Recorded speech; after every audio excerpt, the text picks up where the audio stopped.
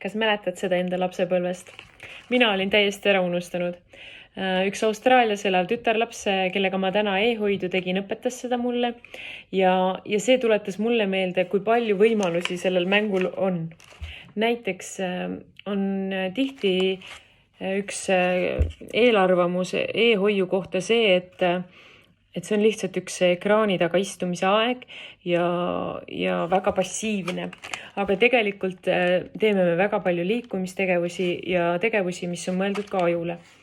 Ja seda saab mängida ju väga erinevalt. Näiteks kui lapse vanusele vastavalt saab siia panna tähti või numbreid või hoopis värve, ükskõik mida siis just parasjagu laps oskab ja teab.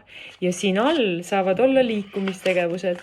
Nii et siin võib olla, et roni tooli alt läbi, hüppa 3 korda, kükita 5 korda ja siis saamegi koos liikumistegevusi teha. Alguses meisterdame selle vahva asja ja siis pärast liigume koos.